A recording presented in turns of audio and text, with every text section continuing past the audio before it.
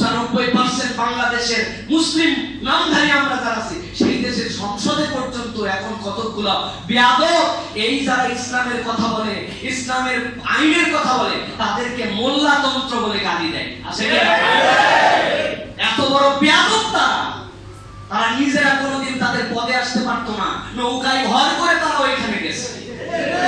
রাগ করতেছেন আপনারা? কার ঘরে ভর দিয়ে গেছো? আমাদের চোখ আছে, আমরা দেখতে পাই। তোমাদের জিহ্বা অনেক বড় হয়েছে কথা বলতে বলতে।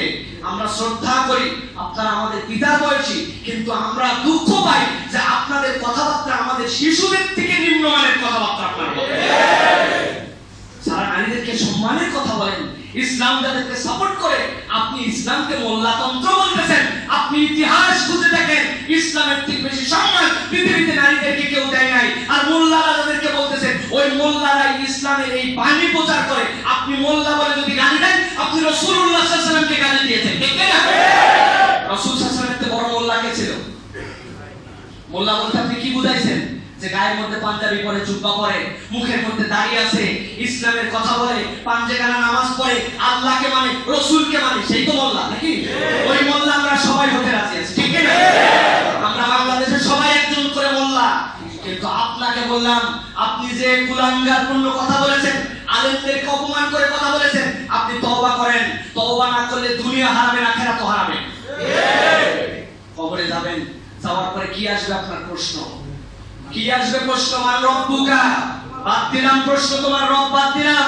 এরপরে 2 নম্বর প্রশ্ন আসবে, মান নাবিয়ুকা, তোমার নবীকে। আরেক হাদিসের মধ্যে আসছে প্রশ্ন আসবে, নবীকে দেখানো হবে, ওয়াল রাজুলুল্লাযী বুইসা ফি কবরিকা, তুমি দেখো তো এই লোকটাকে চিনতে পারো কিনা।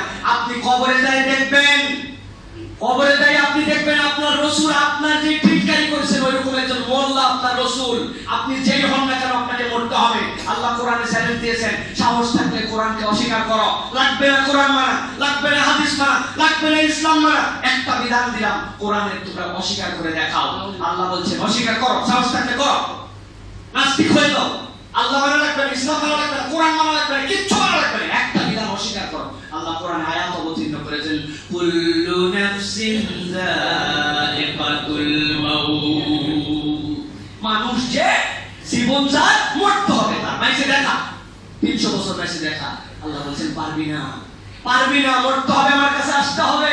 কবরে আসার পরে দেখতে পাবি, দেখো তো এই লোকটাকে, তাকায় দেখবেন সুবহানাল্লাহ, পৃথিবীর সবচেয়ে সুন্দর দাড়ি, পৃথিবীর সবচেয়ে সুন্দর নাক, পৃথিবীর সবচেয়ে সুন্দর মাথার উপরে একটা কালামসোয়া টুপি আছে, পৃথিবীর সবচেয়ে সুন্দর একটা আসকান পরে আছেন, ইয়া রাসূলুল্লাহ সাল্লাল্লাহু আলাইহি ওয়াসাল্লাম জুব্বার মতো পোশাক পরে আছেন।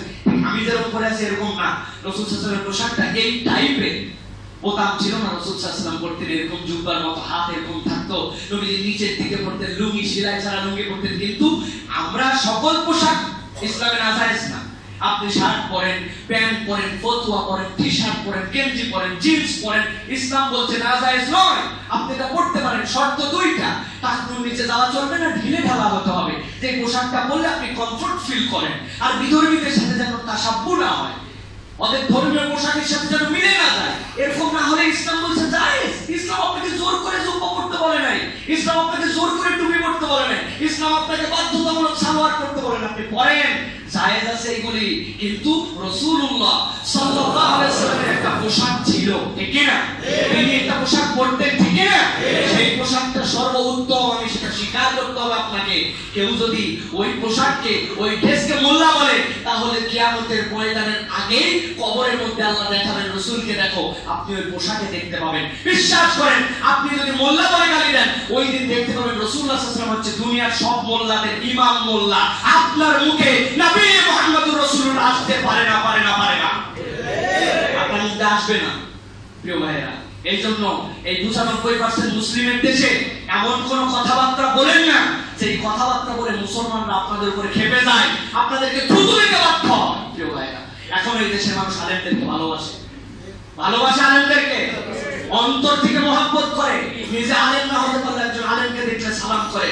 আমাদের মধ্যে কোন চুনাপুটি মানুষদেরকে, সমাজের উচ্চ স্তরের মানুষরা যেরকম মহব্বত করে, মাঝে মাঝে ভয় লাগে যে সেই যোগ্যতাকে আমরা ক্যারি করি। এই মানুষটাকে আল্লাহ কত দুনিয়াবি সম্মান দিয়েছেন, তারা ইজ্জত দেন, সম্মান দেন, আমাদেরকে ভালোবাসেন, অন্তর থেকে আদর করেন, তারা মহব্বত করেন পর্যন্ত। আর সেই দেশের মানুষের ঈমান নিয়ে, ভালোবাসাকে নিয়ে দু একজন মানুষ আমাদের সংসদের মতো জায়গায় যে ইচ্ছা মতো বক্তব্য দিয়ে অপমান করবেন, সাবধান করা হচ্ছে। কথা প্রত্যাহার করেন, তওবা করেন, আল্লাহর কাছে মাপ চান, বলেন ভুল বুঝছিলাম, আমরা ক্ষমা চাইলাম, নচেত কিন্তু বাংলার জনগণ আপনাদেরকে উচিত শিক্ষা দিয়ে ছাড়বে, উচিত শিক্ষা দিয়ে আপনাদেরকে ছাড়বে, যাওয়ার জায়গা খুঁজে পাবেন না। মেম্বারের জামানো থারানো লোক আপনারা আমরা চিনি, মেম্বারের জামানো থারানো লোক হঠাৎ করে এমপি হয়ে ওনারা ফুটানির গল্প দেওয়া শুরু করছেন। প্রিয় ভাইরা, আলেমদেরকে কটূক্তি করেন, ইসলামকে কটূক্তি করেন। বোঝেন আগে যে ইসলাম নারীদেরকে কে সম্মান দিয়েছে। আপনি ইসলাম কোথায় ছিল? ইউরোপে যান, আপনি ওদের কাছ থেকে শুনে আসেন। ওদের 1880 সালের একটা পড়ে দেখেন, যারা আপনাদেরকে এই বিভিন্ন মতবাদের কথা বলে, আপনি সেই মতবাদের কথা প্রচার করছেন, তাদের লিডারদের কাছে যান। আপনারা তো রাশিয়াপন্থী, মুখপন্থী, মার্ক্সপন্থী, সমাজতন্ত্রপন্থী বলেন, তাদের যারা বড় বড় লিডার শেষ পর্যন্ত মরার সময় তাদের পকেটের মধ্যে দা বুক অফ মুহাম্মদ পাওয়া গেছে, মুহাম্মদের জীবনী নিয়ে মারা গেছে। জিজ্ঞাসা করছে, পৃথিবীতে এত আপনারা তন্ত্র দেখালেন, তারপরেও স্বাধীনতা দেখালেন, তারপরেও আপনাদের এই পৃথিবীকে কিছু দিতে পারলেন না কেন? তারা বলছে, শোনো, ফুল এন্ড ফাইনাল একটা ডিক্লারেশন আমাদের পক্ষ থেকে শুনে নাও। তোমরা যদি পৃথিবীতে শান্তি চাও, go back to that universal book, go back to that universal person. তোমরা তাহলে সেই আকরগ্রন্থ পৃথিবীর সেই চিরসবুজ বই কোরআনের কাছে ফেরত যাও, আমাদের কাছে এসো না। যদি শান্তি চাও, go back to that universal person, ওই পৃথিবীর সর্বকালের সেরা সবুজ মানুষ, তিনি এই সমাজকে সৌন্দর্য দেখাই গেছেন, মুহাম্মদুর রাসূলুল্লাহর কাছে ফেরত যাও। তারা বলে গেছে, আপনাদের বসেরা বলে গেছে এগুলা। আর আপনি কি শেখাচ্ছেন এখানে? নিজেদেরকে বাজারে আনার চেষ্টা করতেছেন। প্রিয় ভাইরা, আল্লাহ হেফাজত করুক। প্রিয় ভাইরা, এইরকম ভাবে হয় না। ইসলামকে না বুঝেই কথা বলেন, ইসলামকে বোঝার চেষ্টা করেন। ইসলাম কোন জায়গার মানুষকে কোথায় আনলো।